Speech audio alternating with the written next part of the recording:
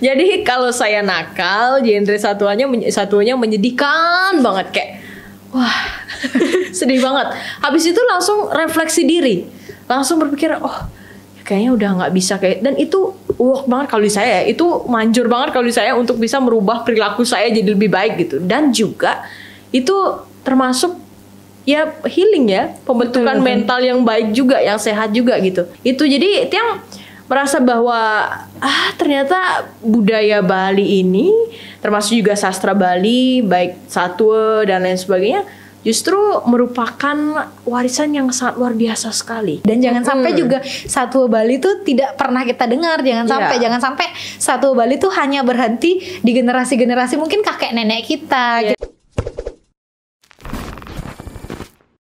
Om Swastiastu, selamat tahun Gema Bali. Halo, ketemu aku lagi, Ge Alit. Nah, selamat tahun. Hari ini kita masih bersama Yuchan loh. Masih inget nggak konten kreator berbahasa Bali yang kemarin yang udah ngajarin kita dialek bahasa Bali? Mecaplaga di Pengkola. Dialek negara tuh. Oke.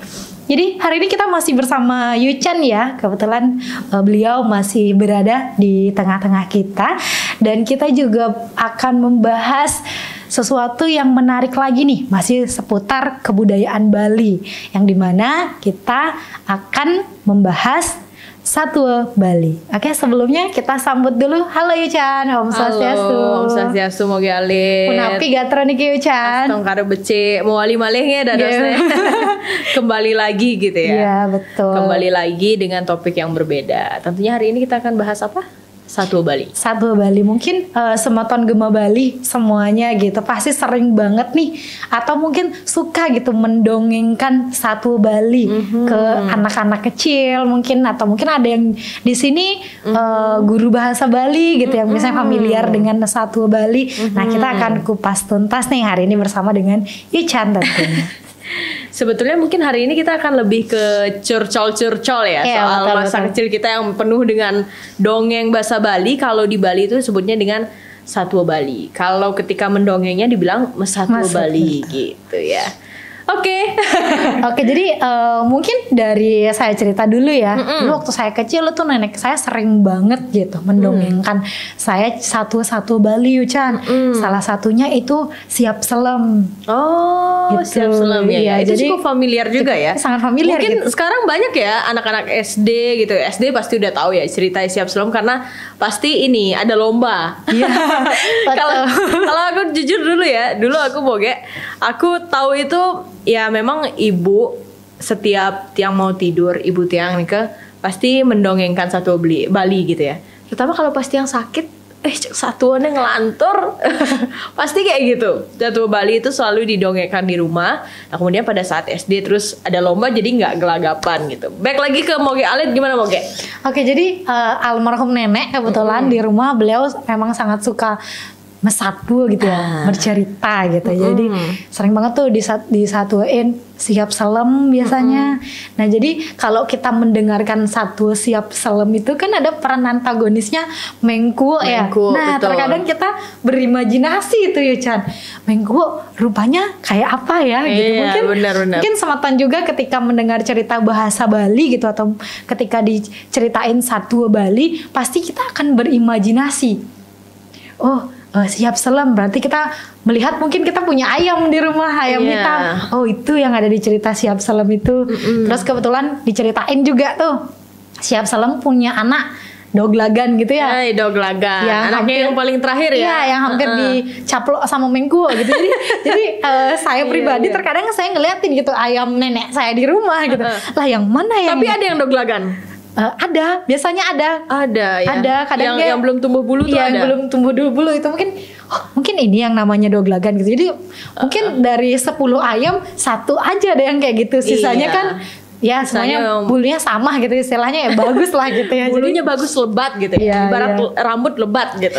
Gitu. Jadi sangat luar biasa sebenarnya kalau kita tarik lagi satwa Bali tuh moral value-nya tuh dapat banget gitu, sebenarnya. Iya. Ya, jadi kalau Yuchan sendiri tuh dulu zaman dahulu, ibu mungkin sering menceritakan apa nih? Kalau ibu Tiang nih kan lebih suka menceritakan kambing itu kayak macan. Wah, pasti udah membayangkan nggak ketika waktu kecil dulu dulu kambing.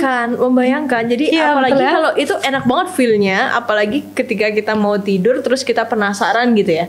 Gimana sih kambing tahu ya, macan juga tahu. Terus yang visualisasinya adalah kan ada itu ceritanya ketika dia ada di kebun gitu.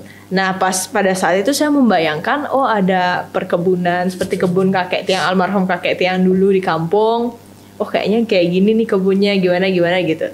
Jadi kalau menurut Tiang adalah Nika kita diajak belajar berimajinasi. Nah dari sana Tiang berpikir bahwa oh ide-ide kreatif itu justru bermunculan dari imajinasi itu gitu.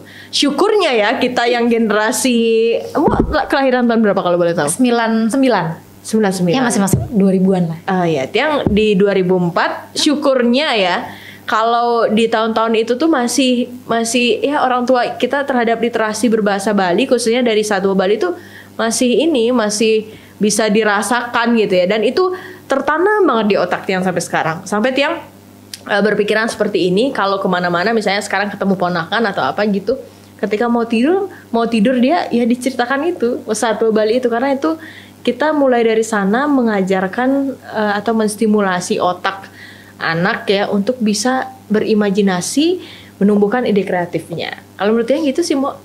Betul. Apalagi ketika dulu nih waktu kecil gitu sering kita didongengkan Satwa Bali gitu ya. Betul. Jadi ketika kita sekolah biasanya kita SD kan dapat pelajaran bahasa Bali.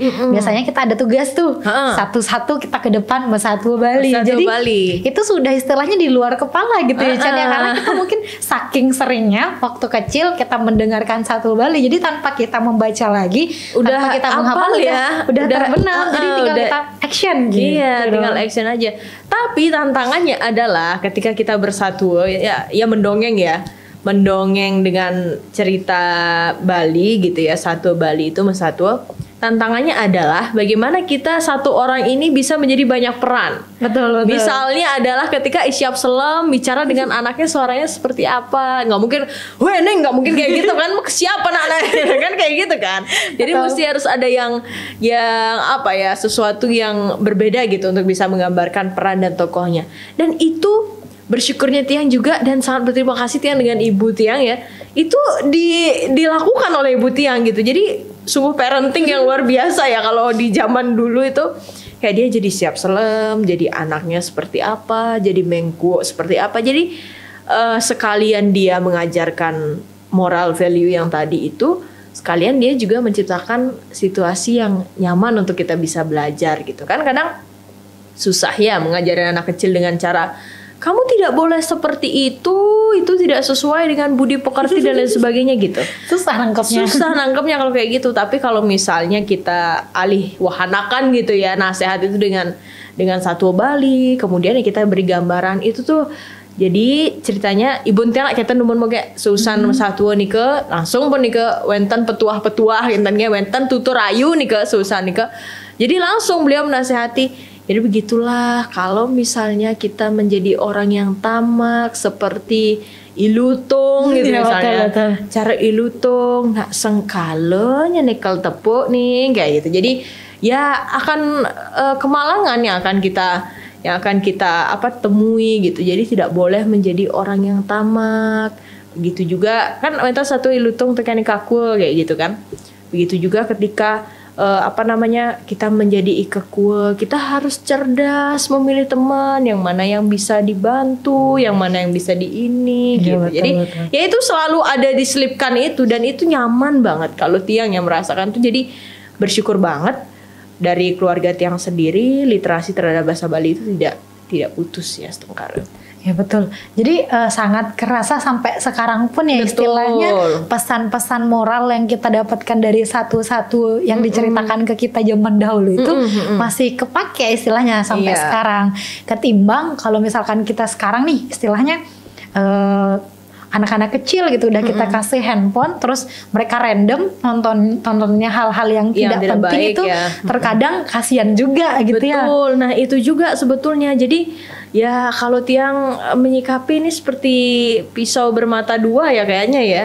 Jadi kalau misalnya nggak dikasih nanti takutnya terbelakang banget sama teknologi. Tapi kalau dikasih ya dengan banyaknya informasi yang masuk takutnya ada beberapa informasi yang seharusnya tidak ditonton dengan anak kecil, tidak layak untuk bisa dipahami oleh anak kecil, itu malah jadi masuk gitu dan merangsang otak-otak yang maksudnya yang harusnya belum begitu. Karena kan kita kadang-kadang di zaman sekarang ada beberapa orang tua yang tidak bisa mengawasi anaknya 24 jam gitu ya. Jadi memang ya sepertinya menyikapi itu dengan ya itu, mengalihkan itu dengan media-media yang ya sesuai umurnya ya. Ketika misalnya kita udah bisa menasehati, dia sudah cukup mengerti, baru mungkin, atau mungkin sekarang kan ada yang itu yang khusus untuk anak-anak gitu ya. Oh ada iya. Ya kan, tontonan yang khusus anak-anak gitu. Tapi kalau Tiang lebih suka punya ponakan, punya adik, lebih suka diajak main kelereng, main tengklek, karena itu asik banget loh. Iya nggak sih, zaman dulu kan? Kita dulu betul.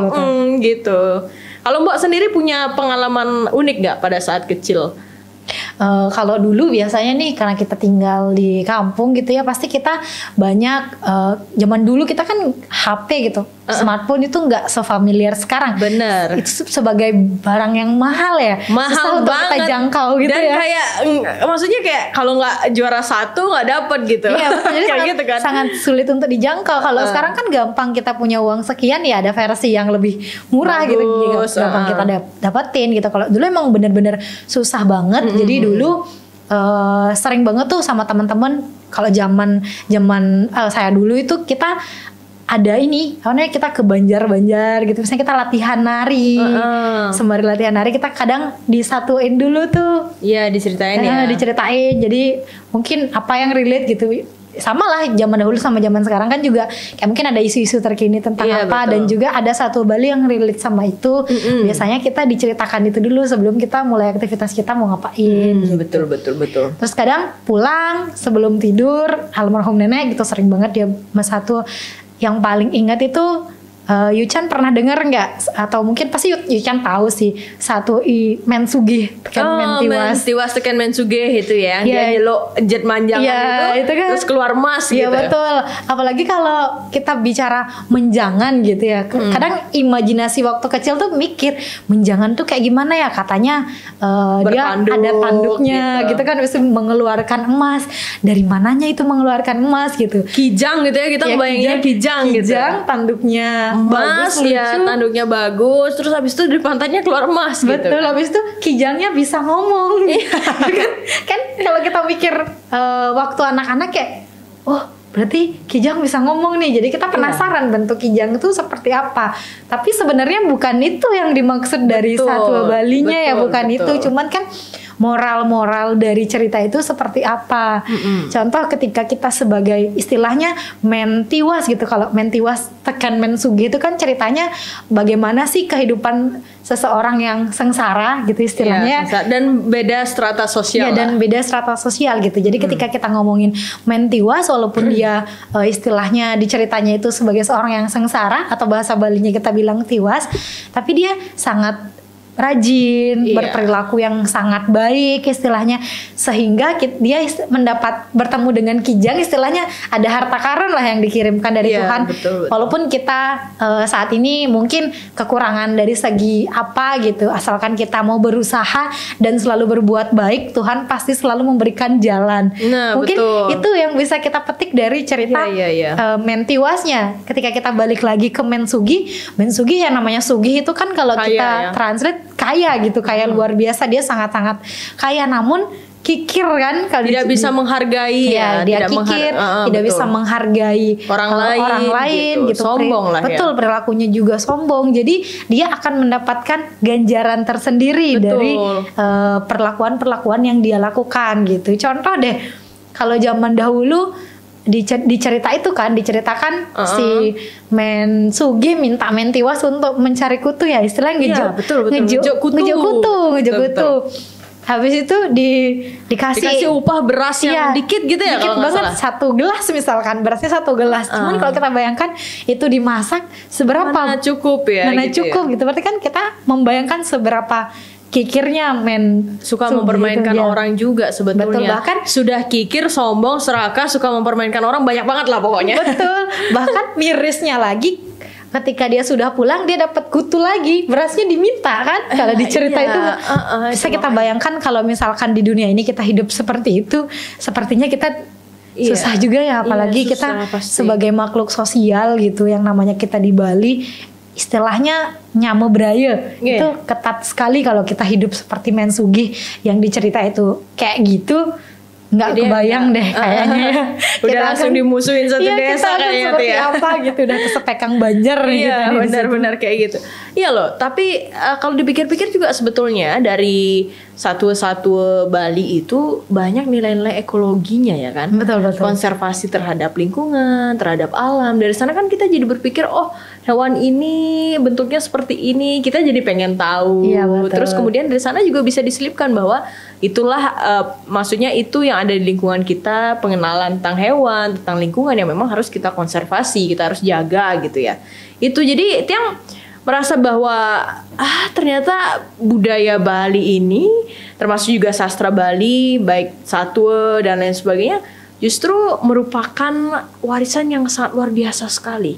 Itu adalah harta karun ya, kalau menurut saya harta karun untuk bisa menjalani kehidupan yang lebih baik lagi. Jadi leluhur kita dari zaman bahula itu dan zaman dulu itu sudah mewariskan hal-hal yang memang kayak oh ini loh yang bisa dipakai bekal untuk menjalani kehidupan gitu. Yang rasa itu harus kita bangkitkan lagi. Sama kayak tadi cerita Mentiwas dengan Mensuge. Menjangan kijang ya. Kijang bertanduk emas ya. Artinya kan begini, itu membangkitkan semangat positif dalam diri kita bahwasanya ya janganlah terlalu berlarut sama keadaan, meskipun memang mungkin sekarang kita berada situasi yang kurang mampu, maaf ya gitu seperti Mentiwas tadi. Namun ya kalau misalnya kita giat berusaha diimbangi dengan dosa dan ketulusan, itu yang paling penting, ketulusan, maka akan ada emas nih yang menunggu. Emas ini kan dalam artian ya tujuan hidup yang baik ya, rezeki yang luar biasa gitu ya, memang dikirimkan Tuhan untuk kita. Tapi berbeda lagi dengan Mensuge yang kemudian serakah ya kan. Dia kan juga mau nyari kijang itu kan, dia memburu itu untuk bisa ngambil emas dari pantatnya gitu ya. Cuman sialnya dia malah dioros gitu ya, bahasa Balinya dioros apa sih? Di bahasa Indonesia ditarik gitu. Apa sih? Diseret. Ya, betul. Diseret malah sama si kijang itu gitu. Jadi ya itulah hukumannya orang serakah, hukumannya orang sombong, apalagi suka mempermainkan orang gitu ya. Karena kita tidak pernah tahu roda kehidupan ini selalu berputar gitu. Betul, karena karma orang tuh itu beda-beda selalu- ya, betul, iya. betul. Jadi kadang kita di atas, kadang kita di bawah. Kita tidak pernah tahu. Ada orang Bali yang bilang lemahin lantang, nak sing tawangin, saget ragone. Kalau apa adane nekel ngideh tulung, saget anak ngideh tulung ya raga. Nah itu yang seperti itu adalah petuah-petuah hidup yang mengajarkan kita bagaimana caranya berkehidupan yang baik di hidup ini gitu ya. Hidup berkehidupan gitu. Kalau saya sih gitu ya, Kak Alit ya. Terus apalagi yang biasanya dulu Kak Alit diceritain? Kalau dulu itu ada lagi satu, Nituung Kuning. Itu kan favorit anak-anak banget Iya, itu. sangat familiar, bahkan ketika misalkan lagi bulan bahasa tuh ya Chan, pasti itu paling banyak dibawain ya. Iya, dibawain sama orang gitu kan. Kalau misalnya kita menelisik di cerita Nituung Kuning, itu kan punya bapak Bobotoh.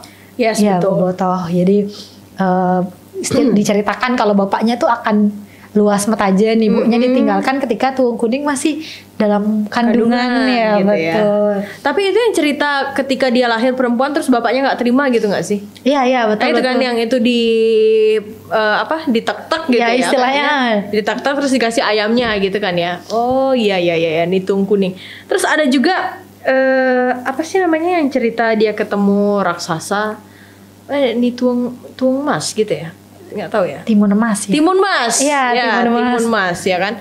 Itu juga kan termasuk kan ya? Iya, betul. Ada nggak sih satu itu cerita itu sebetulnya kan ada ya? Ada, cuman mungkin banyak versi gitu ya. Banyak versi, betul. Mungkin secara di Jawa mungkin ada cerita ada juga Timun ya. Emas itu. Kalau kita di Bali juga ada, mungkin cuman kan penamaannya beda-beda. Iya, gitu. Nike Timun Mas gitu ya kalau nggak salah. Terus ada juga cerita Ike Sune teken Ibawang. Iya, bawang betul. merah bawang putih Ya, gitu bawang ya. merah, Kalau bawang bahasa putih, Indonesia gitu, bawang merah bawang betul. putih gitu. Itu gimana sih mereka saudara tiri yang Bersaudara, diperlakukan iya kan. beda-beda gitu ya kan sama dengan ibu ibunya, itu tirinya. betul banget itu. Dan itu relate banget di kehidupan nyata. Jadi memang ada ya beberapa konflik sosial antara ibu tiri dan anak tiri, kemudian saudara tiri dan saudara tirinya gitu ya. sebetulnya pasti ya. Kalau menurut yang karya sastra itu diciptakan ya memang bercermin dari kehidupan, sehingga memang dia eksis terus abadi seperti itu gitu. Karena memang rule kehidupan kita segitu-segitu aja sebetulnya, putarannya begitu-begitu aja gitu. Jadi ya makanya kita tidak boleh menyepelekan ya karya sastra zaman dahulu, meskipun memang sudah dibuatnya terdahulu gitu ya. Terkesan mungkin orang-orang sekarang mandangnya apa sih itu kuno gak zaman gitu. Tapi itu moral value-nya, cerita-cerita hidupnya itu bisa dijadikan pembelajaran justru, dan itu yang memang harus ditanamkan sebagai pembentukan karakter yang baik di kalangan generasi muda sekarang, sehingga tidak ada lagi penyimpangan karakter seperti sekarang kan ya. Banyak sekali ada kasus seperti pelecehan. Betul. Ya, kemudian kasus yang generasi muda, yang anak muda sudah bentrokan, kekerasan dan lain sebagainya gitu ya. Itu bullying juga ya kan, sangat marak banget nih sekarang bullying. Apalagi justru bahkan dia pernah dengar bullying di kalangan bocah-bocah nih, anak-anak SD kayak gitu kan, saling berantem sama temennya, tonjok-tonjokan karena saling bully, saling ejek gitu. Itu kan sebetulnya adalah sebuah bentuk kemerosotan karakter ya.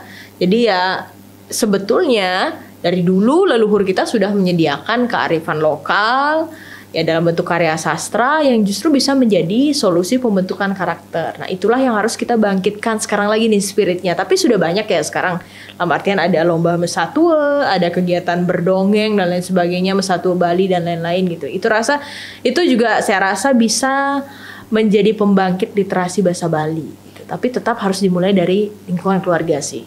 Iya nggak sih? Di platform digital pun juga sudah banyak sepertinya Satu Bali itu divisualisasikan gitu. Betul. Dengan animasi-animasi yang sangat menarik gitu. Betul. Contoh deh, selain Satu kita kan ada istilahnya tembang-tembang anak-anak itu loh. Iya betul. Yang paling familiar mungkin Sekarare gitu ya. Iya, Sekarare mungkin yang familiar yang sering kita dengerin bersama itu Putri Cening Ayu. Nah, siapa sih yang tidak kenal dengan lagu Putri Cening Ayu gitu? Dari lagunya itu Cening Juma gitu ya. Itu sangat enak banget gitu ya. Ketika kita pengen tidur udah ngantuk, dinyanyiin itu kayak lelap banget gitu, seru banget gitu. Jadi sekarang pun sudah ada kemajuan banyak banget juga generasi-generasi muda atau orang-orang Bali lah istilahnya yang mulai mengembangkan itu dan memasukkan itu ke platform digital. Jadi lebih gampang kita belajarnya. Yes, gitu. Bener banget. Saya setuju banget sih itu Moge, karena ya harus kita manfaatkan lah teknologi zaman sekarang ya. Terutama Sekarare itu juga Jokmeng, Jokbikul. Ada kan yang betul. Jokmeng, Jokbikul. Terus kemudian apalagi Goa Maling. Iya, itu sebenarnya kan permainan-permainan khas kita waktu zaman dahulu. Iya, sambil gitu. main, sambil bernyanyi itu. Dan sambil ada ceritanya juga gitu. Jadi seru banget lah ya di masa-masa itu ya. Kita juga jadi pengen kembali lagi ke masa itu. Kita berasa flashback gitu ya zaman dahulu, betul. Jadi kalau Tiang dulu waktu kecil itu sama paman ya, kalau misalnya kita ke kampung itu diajak ke Care. Nah ke Care itu nggak cuma sendiri, sama teman-teman satu gang, satu komplek itu ke Care. Abis ke Care mandi ke Tukat, ke sungai gitu. Dari sawah ke sungai. Nah sepanjang jalan itu kita akan berdiskusi soal Satu tadi ya kan, bercerita soal yang nak man Satu ange tuni siap selam gitu misalnya, siap selam. Nah gitu kone doglagan siape. Nah kengken kone badan siap doglagan nak sing mebulu kone ngelah ya pekae siap sing mebulu main dengokin kayak gitu. Jadi betul. Sepanjang jalan itu asik dengan cerita begitu gitu. Apalagi ketika melewati sungai gitu. Oh ini nih doglagan das cagrab jam mengku ya gitu-gitu loh. Gitu misalnya, apalagi kalau ketemu latar yang sama ya kayak ceritanya langsung mau visualisasikan gitu. Ini nak luang nih kene kone di satuan ini kene yang mirip kayak gitu. Jadi kayak gitu. Jadi ya asik sih sebetulnya ya. Jadi nggak ada pembicaraan yang dalam artian ini pacarnya ini siapa gitu ya, jadi kayak gitu nggak ada belum sampai kita masih itu ya. Jadi kita waktu masih kecil nggak ada yang gitu. Kita masih kecil masih bercerita ya istilahnya senormalnya anak seusia itu gitu. Paling yang kita ceritain gitu. Habis itu banyak lah hal-hal yang juga kita jadi tervisualisasi dari cerita-cerita itu. Mungkin contoh deh, ketika misalkan kita mendengarkan cerita Idurme. Nah, itu sedih itu banget. kan, itu sedih dan ada kidungnya juga. Kita bisa belajar sama kidung kan. Pupuh Durmo itu ada di situ. Gimana kesedihannya dia ditinggal ibunya, kemudian bagaimana bapaknya juga meninggalkannya, betul, gitu ya. Dan bagaimana sourcing bahasa Bali juga ada di cerita sana. Itu kan, gimana dia istilahnya bapaknya Mapi tutur sama Durmo gitu, dan Durmo juga nyautin itu ada di situ sebenarnya semuanya. Jadi kalau saya ini paling lucu sama ibu saya sebenarnya Mbak ya.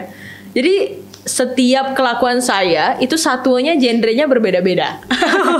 Jadi kalau saya nakal, genre satuannya menyedihkan banget, kayak wah sedih banget. Habis itu langsung refleksi diri, langsung berpikir kayaknya udah nggak bisa kayak, dan itu work banget kalau di saya, itu manjur banget kalau di saya untuk bisa merubah perilaku saya jadi lebih baik gitu. Dan juga itu termasuk ya healing ya, pembentukan mental yang baik juga, yang sehat juga gitu.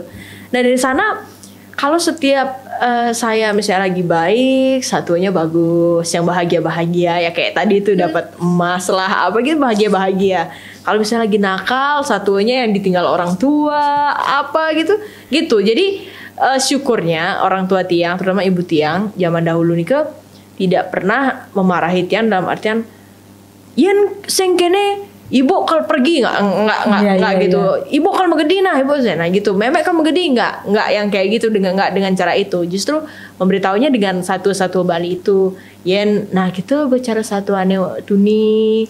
Yen nakal, yen kual, pasti sube raramane senjengidang ngempu dan lain-lain kayak gitu misalnya, contoh seperti itu ya. Jadi kan kita jadi terbawa ya, jadi sedih juga gitu.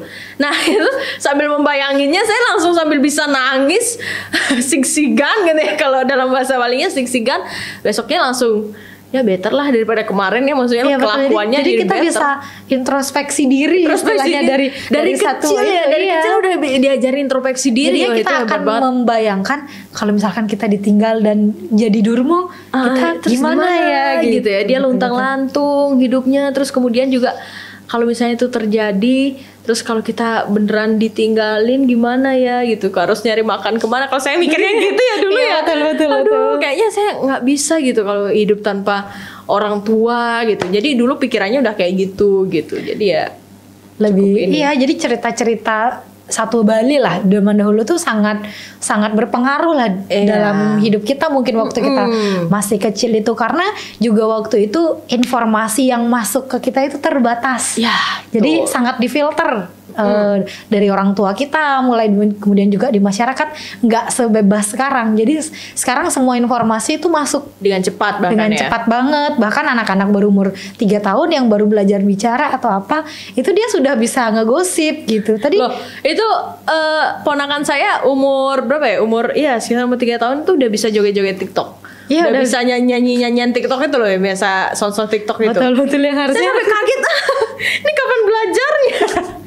Ya gitu. Kebetulan juga saya di rumah ada keponakan juga kan. Jadi ketika pulang kampung gitu sampai rumah, dia langsung nyari langsung joget TikTok gitu ya? Dia langsung nyari moge-moge ya gitu. Ya kenapa gitu, ayo kita buat joget TikTok gitu. Lah kamu kapan belajarnya? Bahkan dia sudah fasih banget di main HP sampai nyari aplikasi, sampai nyari lagunya itu. Jadi kita dikasih udah tinggal take doang. Kan waduh, ini gimana ini ya? Saya aja masih belum tentu bisa ya nyari. Iya kan, kita juga masih kayak bingung ini gimana. Lebih canggih ya, anak-anak zaman sekarang memang lebih canggih gitu. Tapi ya tetap harus diimbangi dengan yang berbau-bau tradisional gitu ya, budaya-budaya kita, agar tidak kehilangan ya momennya untuk bisa mengenal itu gitu. Karena emang itu jati diri kita gitu. Betul. Jadi kemajuan teknologi itu sebenarnya sangat bagus sekali dan sangat membantu gitu ya. Apalagi apa-apa sekarang serba digital semua. Cuman ya jangan sampai kita menghilangkan jati diri kita sebagai orang Bali, dan jangan sampai juga satu Bali itu tidak pernah kita dengar. Jangan sampai satu Bali itu hanya berhenti di generasi-generasi mungkin kakek nenek kita. Kita berharap mungkin di generasi kita juga kita bisa nanti menceritakan ke generasi-generasi selanjutnya. Ya, Entah betul, itu kita recreate gitu, mungkin Yuchan sebagai konten kreator nanti membuat istilahnya konten-konten yang berhubungan gitu dengan ya, Satwa betul. Bali yang sangat gampang. Mungkin Moge misalkan nih, Moge nggak bisa nih Mas Satwa Bali ketika kita buka sosmed, buka YouTube, ada kontennya Yuchan nih Satwa Bali, kita kasih dengerin ini aja gitu kan. Jadi tetap istilahnya budaya Bali, Satwa Bali khususnya masih istilahnya eksis ya. Yes, benar banget, luar biasa. Itu sih memang harapannya seperti itu ya, Moga ya. Semoga ya dengan adanya kecanggihan teknologi zaman sekarang, lagi-lagi ya tidak bosan-bosan ngingetin, bisa justru menjadi wadah yang baik dan efektif untuk bisa tetap melestarikan budaya kita gitu, khususnya ya di Satwa Bali itu tadi gitu. Jangan sampai hilang budaya mendongeng ala Bali gitu ya. Kita sering sebutnya Satwa Bali. Kayak gitu kurang lebih kalau dari saya, semoga ya. Iya betul. Mungkin satu lagi nih, sekarang kan lagi booming banget tuh Yuchan. Apa tuh? Peserta Satwa Bali yang menceritakan calon arang. Mungkin Yuchan udah ngeliat belum? Dia tuh langsung pakai kostum calon arang. Yang anak-anak kecil itu. Iya, anak kecil itu. Itu sangat luar biasa sekali ya. Itu. Sangat kreatif. Jadi mungkin zaman dahulu ketika kita Satwa Bali, ya udah kita selayaknya orang Satwa Bali gitu, intonasinya aja mungkin atau kayak gimana. Cuma dengerin aja gitu ya. Bahkan sekarang tuh sangat kreatif sekali gitu, peserta Satwa Bali mereka langsung memakai kostum itu sangat luar biasa. Dan bahkan ada Satwa Bali yang ditranslate ke bahasa Inggris. Jadinya, iya, dia lomba storytelling dengan cerita atau Satwa Bali itu ke dalam bahasa Inggris. Itu sangat saya apresiasi dan luar biasa sekali ya. Itu jatuhnya kita juga memperkenalkan Satwa Bali itu ke kancah internasional. Tidak hanya di Bali saja. Itu sangat kita apresiasi banget. Semoga kedepannya banyak ya seperti itu gitu. Ada langkah-langkah positif. Jadi ya kreativitas itu dikembangkan di sana gitu. Daripada kalau menurut Tiang pribadi, daripada kita buang-buang waktu untuk hal-hal yang ya mungkin terkesan negatif gitu ya, jalannya tidak baik, lebih baik dikembangkan waktunya untuk berkreativitas seperti itu. Sebetulnya ada banyak sekali yang bisa kita lakukan, mulai dari memanfaatkan teknologi, kemudian juga memperkenalkan budaya kita ke kancah luar negeri, internasional gitu ya. Nah itu adalah suatu kegiatan yang sangat positif ya, harus dibangkitkan nih di kalangan generasi muda. Kayak gitu sih Kak Alit, bagus-bagus. Iya, jadi bahasa Bali tuh tidak bisa dipandang kuno ya. Bahkan bahasa Bali ketika ditranslate ke bahasa luar pun itu masih enak kita dengar, masih cocok lah gitu. Jadi jangan pernah menganggap kalau kita menggunakan bahasa Bali itu kuno, enggak gitu. Bahkan kita harus berbangga, kita harus merasa keren, pede lah menggunakan bahasa Bali. Karena sejatinya Bali itu kan tidak hanya terkenal dengan pariwisatanya. Mungkin kalau kita berbicara pariwisata Bali itu sudah banyak banget, sudah semua pada tahu. Tapi ketika kita berbicara mengenai budaya Bali, terkhususnya mungkin Satwa Bali mungkin tidak terlalu banyak yang tahu banyak yang tahu gitu. Mungkin mulai dari diri kita sendiri gitu, atau mungkin teman-teman Gema Bali nih, Sematan Gema Bali, semuanya yang ada bakat-bakat gitu dalam bahasa Bali, ayolah mulai kita manfaatkan teknologi, mungkin mulai membuat konten-konten mengikuti jejaknya Yuchan gitu sebagai konten kreator bahasa Bali gitu kan. Seru ya, enak. Jadi pembelajaran bahasa Bali itu kita tidak hanya bisa dapatkan di sekolah, tapi dari berbagai media juga kita bisa mendapatkan pembelajaran tentang bahasa dan budaya Bali. Betul. Gitu. Setuju. Luar biasa. Ya, sangat luar biasa sekali. Iya, benar banget. Jadi mungkin itu aja Yuchan perbincangan kita terkait dengan Satwa Bali yang sangat banyak gitu. Mungkin generasi muda Bali yang sepantaran kita zaman dahulu yang ada kakek neneknya pasti sering banget nih diceritain. Saya yakin masih sih itu sering banget dulu ya. Masih sih. Mungkin ibu kita juga masih familiar dengan itu gitu. Iya, betul. Jadi masih enak banget lah di zaman sekarang ini kita flashback lagi mendengarkan cerita-cerita atau Satwa Bali yang dimana kalau kita visualisasikan tuh enak banget penggambaran kehidupan kita zaman dahulu seperti apa. Sawah mungkin masih asri, kemudian kita ketika bicara sungai-sungai gitu yang masih ya istilahnya menenangkan lah, kita bisa healing dari kita mendengarkan atau menceritakan satwa-satwa Bali. Yes, betul sekali Kak Alit, setuju. Oke. Oke, mungkin Yuchan itu saja. Terima kasih sudah bercerita panjang lebar hari ini. Semoga nanti Semeton Gema Bali ada tertarik juga gitu ya untuk menceritakan kembali cerita-cerita dalam bahasa Bali. Oke, Semeton Gema Bali, mungkin itu saja yang bisa kami bincangkan sampaikan gitu sampaikan betul. Hari ini. Apabila Semeton semuanya ada ketertarikan khusus lagi, apa nih kira-kira yang perlu kita bahas di next episode podcast kita, boleh ditulis di kolom komentar, atau mungkin Semeton ada rekomendasi nih, kita perlu mendatangkan narasumber siapa lagi atau topiknya yang seperti apa yang ingin Semeton tertarik dengarkan gitu. Mungkin bisa tulis di bawah. Mohon maaf juga apabila dari kami berdua ada kesalahan kata. Jadi namanya manusia tidak luput dari kesalahan gitu ya. Dan akhir kata kami tutup dengan Parama Santi, Om Santi Santi Santi Om. Rahayu Semeton.